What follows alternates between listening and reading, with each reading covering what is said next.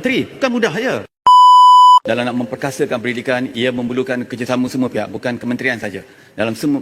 Oleh itu, saya nak tanya kepada Yang Berhormat Menteri, ya, dalam bagaimanakah prosedur ataupun organisasi seperti syarikat ke, yayasan ke, ataupun wakil-wakil rakyat kami ni sama ada sebelah kerajaan ataupun pembangkang, untuk kami boleh memberi sumbangan kepada di mana-mana satu kawasan, seperti kita nak bagi sumbangan bagi sekolah ke, beg sekolah ke, alat tulis, dan juga nak bagi prosedur sumbangan kepada guru-guru untuk meningkatkan motivasi mereka. Sebab apa? Saya tengok apabila di pihak, terutama di pihak pembangkang ni, kalau nak bagi sumbangan berbagai-bagai masalah, terutama macam saya di Tanah Merah, nak kena melalui koperasi, lepas tu yang terakhir tak boleh bagi langsung. Kita nak bagi sumbangan. Mr. Speaker, ya?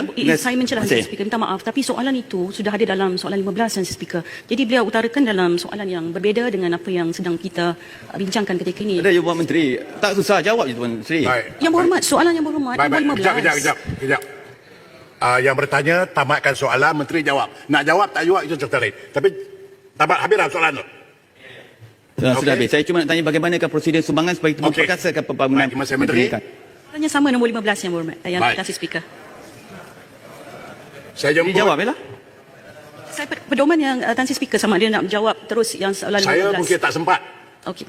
Sebab kita berhenti 11.43. So saya minta Menteri jawab, mungkin bertulis ke apa, ada jawapan lah. Ada jawapan. Kita akan berikan sebab soalannya nombor 15. Tak lepas. Yang Berhormat Menteri jangan emosional, jawab ialah Yang Berhormat Menteri. Bukan mudah je. Jawapannya dah ada dalam soalan nombor 15. Saya akan berikan secara bertulis lah. Menteri tak boleh buat lagu tu. Menteri tak boleh. Menteri tak boleh dictate soalan tu akan apa. Sebab kita tak akan sampai nombor 12. Tak akan sampai. Baik Yang Berhormat. Jawab sama ada saya akan perhatikan masalah itu. Habis. Itu jawapannya. Saya jawab Yang Berhormat sebab jawapan tu sangat ringkas saja. Ya, sila jawab. Yang Berhormat Menteri jangan emosional, jawab ialah Yang Berhormat Menteri. Bukan mudah je. Dalam nak memperkasakan